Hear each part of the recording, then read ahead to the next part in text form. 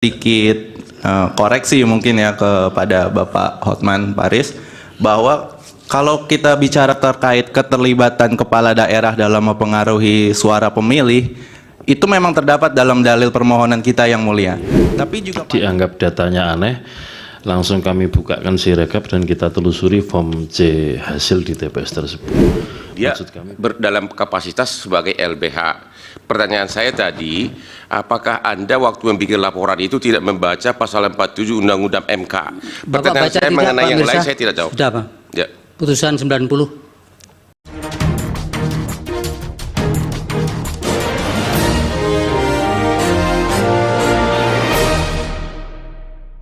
Cukup, silakan Pak Mirsa dijawab yang terkait, yang bisa dijawab. Kalau tidak jangan dipaksakan, malah nanti menjadi berbohong pula. Oke, terima kasih Majelis Hakim yang mulia.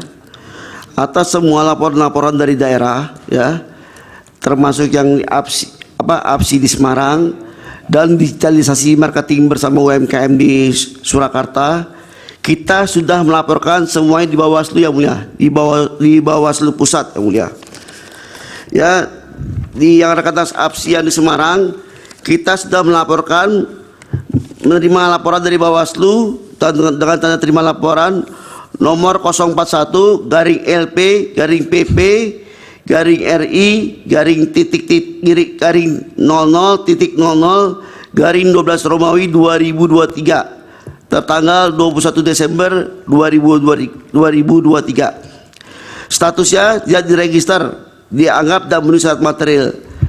Tapi kita sudah juga mengajukan laporan ke DKPP yang mulia. Sampai sekarang di DKPP belum diputus yang mulia. Sedangkan yang mengenai laporan dari THN Surakarta, kita juga sudah laporkan di Bawaslu yang mulia, yang mengenai digitalisasi marketing bersama UMKM. Sudah kita laporkan juga dengan nomor laporan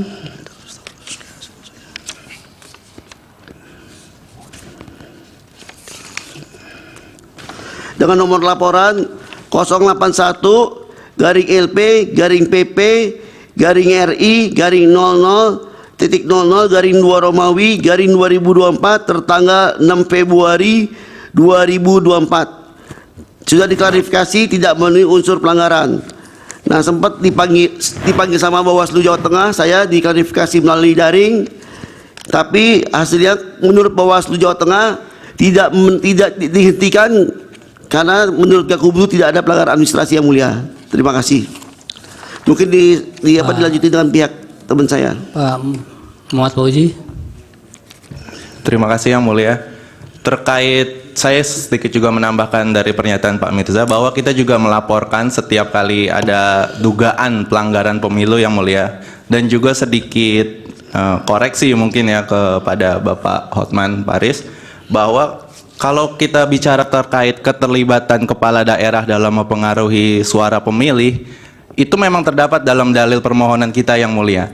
Tapi juga patut juga menjadi catatan, saya nggak tahu apa Pak Hotman sudah baca atau belum, dalam permohonan kita disebutkan memang di bab 4 huruf B nomor 2 disebutkan dalam permohonan ada judul terkait lumpuhnya independensi penyelenggara pemilu karena intervensi kekuasaan. Lebih rincinya lagi disebutkan dalam halaman 40 yang mulia, terkait. mohon dijelaskan dulu maksudnya permohonan kita maksudnya siapa, karena ini saksi soalnya dia. Permohonan siapa maksudnya dia? Itu berkaitan dengan pertanyaan Pak Hotman tadi, kan sebenarnya siapa orang yang bisa tahu bahwa kemudian pada akhirnya perolehan partai dengan perolehan suara presiden itu berbeda. Sebenarnya juga tidak terlalu Anda untuk memaksakan untuk menjawab sebenarnya itu kan.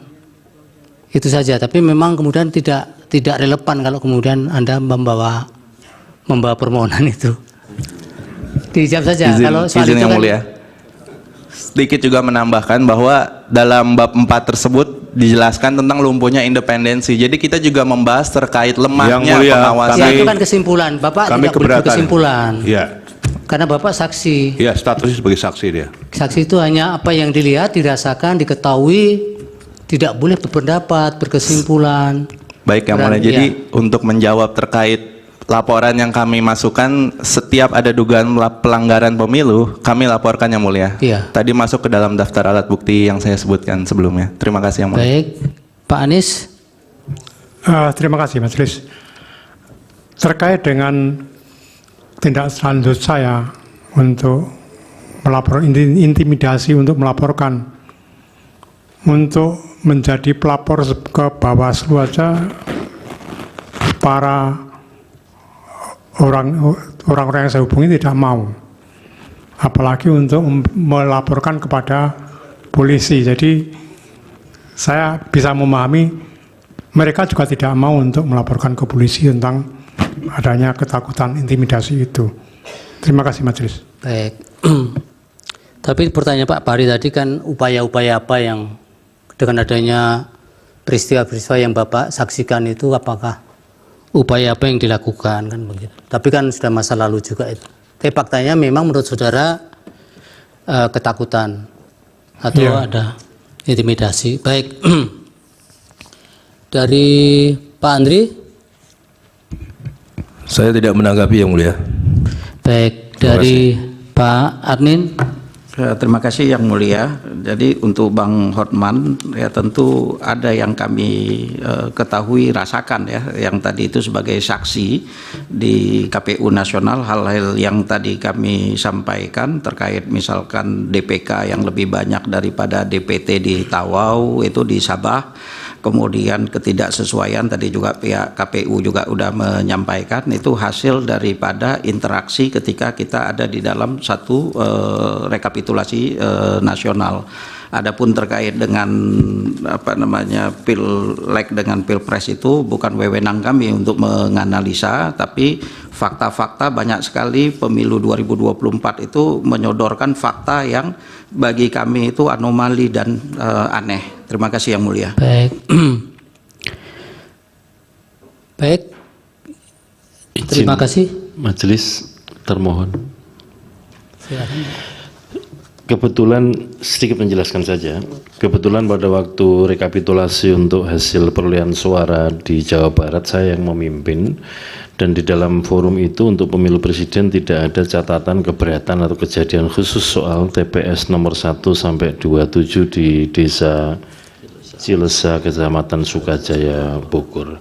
Karena seingat saya dan sepengetahuan saya, kalau ada keberatan-keberatan seperti ini, katakanlah sebagaimana disampaikan oleh saudara saksi tadi, dianggap datanya aneh, langsung kami bukakan sirekap dan kita telusuri form C hasil di TPS tersebut. Maksud kami begini Yang Mulia. Nanti buktinya dilampirkan sekaligus yang ditanya Prof. Saldi tadi. Ya. Baik. Mohon izin Majelis. Tadi pertanyaan saya belum dijawab oleh Pak Mirsa, yang kan dia memberikan kesaksian, dia mengadu tentang Gibran. Dia dalam kapasitas sebagai LBH. Pertanyaan saya tadi, apakah Anda waktu membuat laporan itu tidak membaca pasal 47 Undang-Undang MK? Pertanyaan saya mengenai yang lain saya tidak jawab. Sudah Pak. Ya. Putusan 90. Undang-Undang pasal 47 Undang-Undang MK kaitannya dengan putusan 90. Bapak Anda baca tidak? Pertanyaan Pak. Tidak, Majelis Hakim Yang Mulia. Sudah. Baik, para saksi. Terima kasih keterangannya.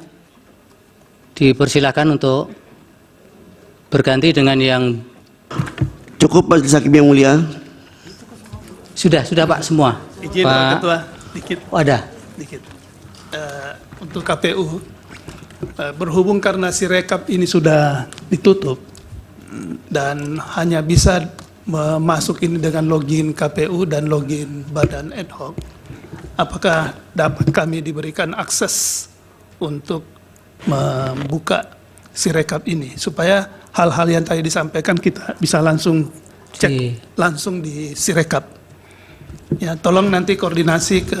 Iya, bisa diberikan kami Akses, bukti tambahan bahwa di antara 1 sampai 27 TPS tadi di Kabupaten Bogor tadi, bagaimana realitanya sebenarnya?